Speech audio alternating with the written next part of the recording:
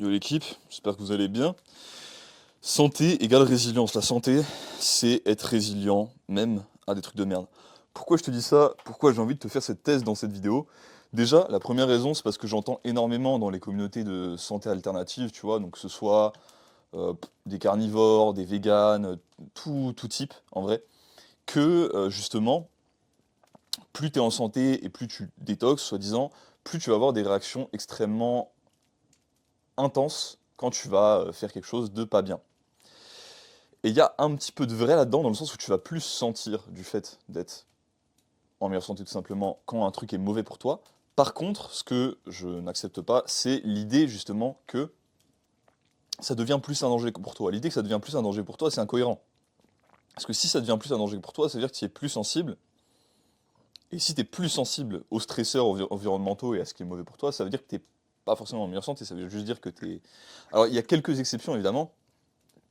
Par exemple, tu peux avoir, il me semble, sur certains antinutriments, à force d'en consommer, une tendance à mieux les traiter. Sauf que quand tu t'en surcharges vraiment, il y a un moment où juste tu peux plus les traiter, et dans tous les cas ça fait de la merde dans ton organisme. Mais par exemple, si, je sais pas, t'es en primal, que tu manges cru, etc., et que tu me dis que là tu t'es bu un café, ou que t'as bouffé, je sais pas, un pain au chocolat pur beurre, et que t'es pas bien depuis 3 jours, c'est que ta diète, il y a un problème il y a un problème avec, tu vois. Moi, ce qui s'est passé, c'est que j'ai eu une phase comme ça, initialement. Je pensais que tout allait bien, etc.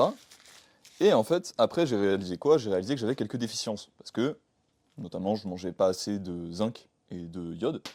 Donc j'ai rajouté des huîtres. Et depuis, évidemment, je me sens beaucoup mieux. Et je réagis beaucoup mieux à ces choses-là. Mais il y a une tendance vraiment à coupe dans les milieux de santé alternative, à se dire que non, je suis pas en mauvaise santé. Si je réagis mal à ces trucs-là, c'est juste parce que je suis en train de détox. Non, faut arrêter. Le problème, en fait, il vient. Alors, je suis pas contre l'idée de détox, etc., parce que c'est vrai. Je sais qu'il y en a certains qui pensent que c'est pas vrai, machin. Mais c'est vrai que tu peux détoxifier, par exemple, en faisant recirculer, puis en éliminant, à travers certains procédés, je sais pas, les métaux lourds, les différents antinutriments que tu as pu accumuler dans certains tissus, les microplastiques, ce genre de choses. Donc, oui, l'idée de détox, elle est pas fausse. D'accord? Par contre, le problème, il vient quand tu ne sépares pas une détox du fait d'être malade. Quand tu te dis que par exemple une diarrhée, ok, c'est une détox, ok, ça peut être une détox, et qu'on te demande comment tu sépares une diarrhée qu'une détox, une diarrhée qui n'est pas une détox, tu me dis, enfin, c'est toujours une détox. Tu vois. Là, on arrive dans un problème où il y a une dissonance cognitive, tu vois, il y a une galère, dans le sens où non, si tu as des symptômes de mauvaise santé régulièrement en suivant les trucs de ton gourou à la lettre, peut-être que c'est que les trucs de ton gourou, ils marchent pas tant que ça, et que tu as besoin en fait d'une meilleure compréhension du corps humain, et peut-être d'expérimenter d'autres choses, tu vois.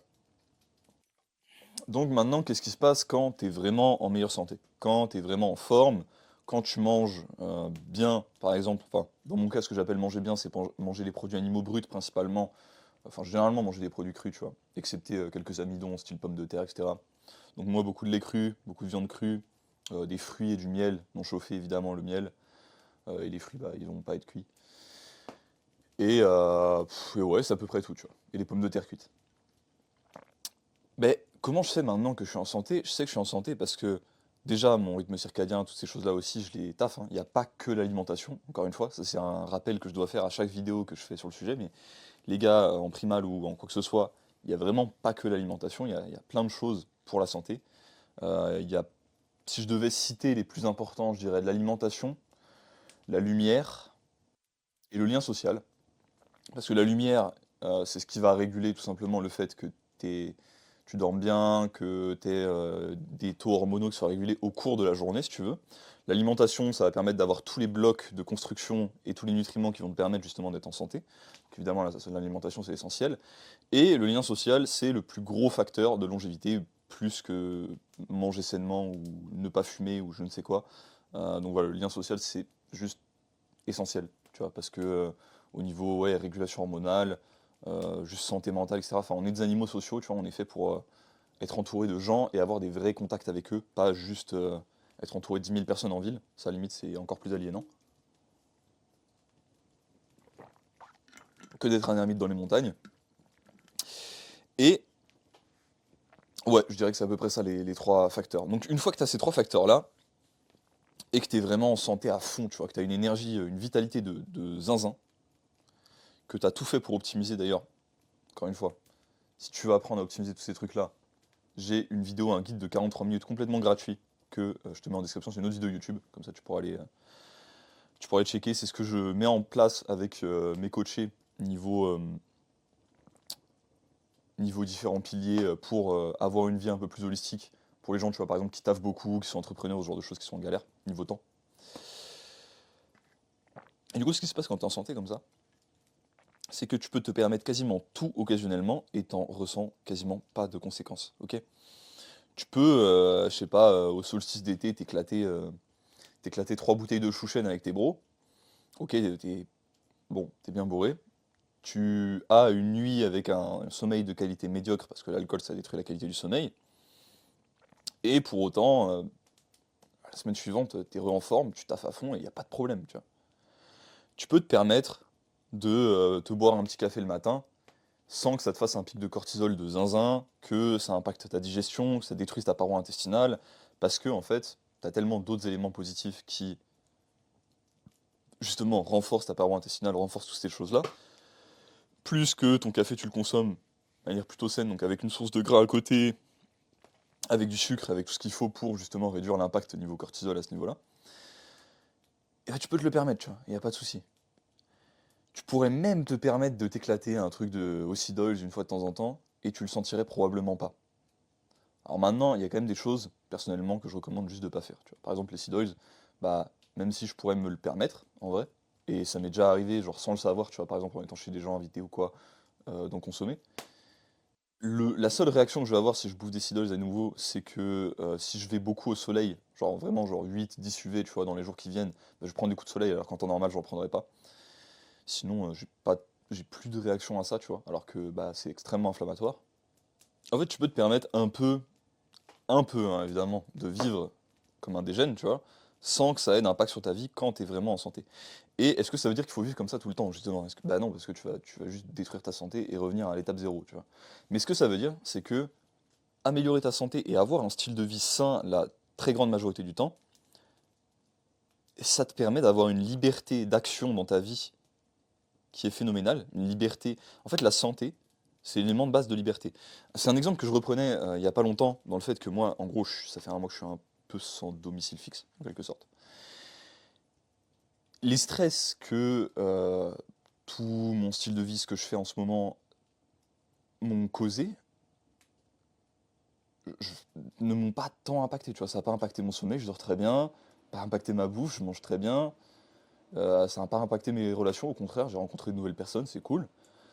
Et en fait, ça, quand j'avais une santé éclatée, et quand j'étais pas du tout strict, niveau diète et niveau toutes ces choses-là, c'est des choses que j'aurais jamais pu me permettre de faire. Ça aurait été un niveau de stress pour moi qui aurait été mais, 10 000 fois trop haut, tu vois, euh, à tout niveau d'ailleurs, pour pouvoir l'encaisser, tu vois. Et là, aujourd'hui, c'est même pas un stress. Pourquoi? Parce que j'ai tellement augmenté mes PV, si tu veux, j'ai tellement augmenté mes points de santé, que, en fait, j'ai beau des fois en dépenser quelques-uns en faisant des actions entre guillemets mauvaises, je sais, de par mon quotidien et de par le fait que bah, je vais pas faire ces actions mauvaises-là en boucle à la suite, dès que je vais revenir à ma routine, je vais juste récupérer les PV, je serai pas endetté, tu vois. Je serai pas endetté. Ça, c'est un concept que. C'est un mec qui s'appelle Rhys sur Insta. J'aime pas trop ce qu'il fait dans le sens où il a une marque autour de l'idée de Degen Health, tu vois. Donc en gros, la santé pour les mecs qui sont des dégénérés. Donc c'est pas un truc dont je suis fan.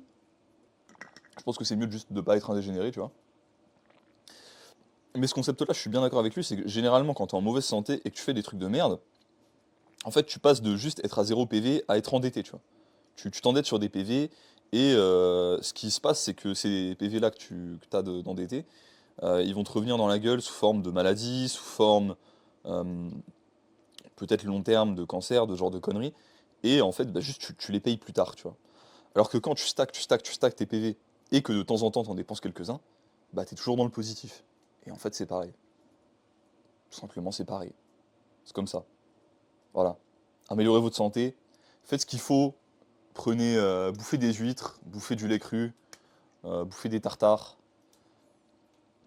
prenez le soleil, Groundez-vous, mettez vos pieds nus sur le sol, dormez bien, mettez-vous à la lueur du feu le soir, pas de putain d'écran et pas de putain de lumière blanche artificielle.